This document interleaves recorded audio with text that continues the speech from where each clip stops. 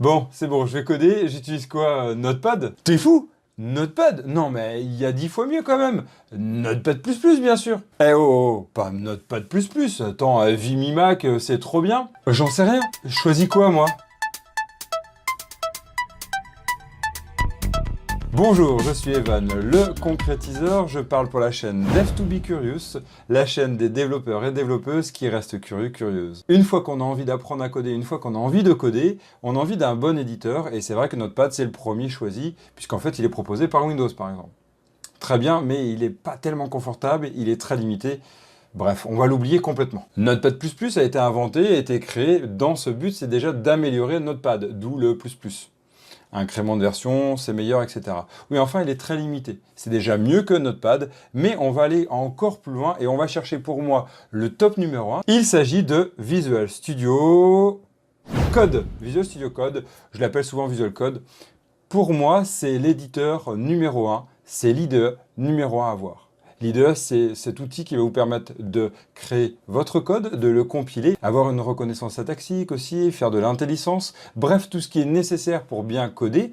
Et j'ai bien nommé le débugage aussi. Visual Code est pour moi l'outil numéro 1 à avoir quand on veut apprendre à coder, et d'ailleurs même pas que apprendre, hein. Je l'utilise tous les jours pour coder, par exemple, mes sites Angular. Eh bien, c'est un outil qui peut tout faire. Vous l'avez compris, en fait, il suffit d'installer des extensions pour reconnaître tel ou tel langage, niveau syntaxique, pour permettre le débugage et pour permettre la compilation dans le langage souhaité. Bref, c'est un outil qui est light, qui est léger à utiliser. C'est un outil qui n'est pas comme son grand frère Visual Studio, une grosse usine à gaz, et pourtant il sait faire quasiment tout comme Visual Studio. Bref, Visual Code est le numéro 1 des outils à utiliser. Vous allez voir, je ferai d'ailleurs très prochainement un tutoriel pour utiliser Visual Code. Vous allez voir, c'est très confortable. Si vous ne l'avez pas installé, installez-le et testez. Et en deuxième position, nous avons... Alors, bon, je viens du monde.net, et oui, il y en a qui pourraient dire « Ouh, shame », etc. J'assume complètement. Aujourd'hui, j'ai fait le bon choix. .NET est quand même multi-plateforme, open source, bref, tout ce qu'il y a de mieux. .NET Core. Et je suis habitué à son grand frère Visual Code, c'est Visual Studio. Visual Studio Community dans sa version gratuite, pas open source, mais en tout cas, on a toutes les fonctionnalités d'un Visual Studio entreprise ou professionnel. Et en plus, on est limité à 5 personnes par contre, mais on peut déjà être 5 personnes dans la gestion de projet Dev Azure.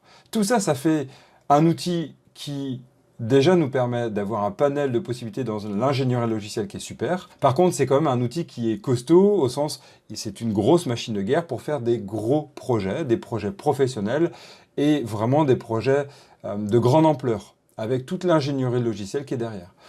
Et en plus, il ne s'installe que sous Windows, donc quelques limites.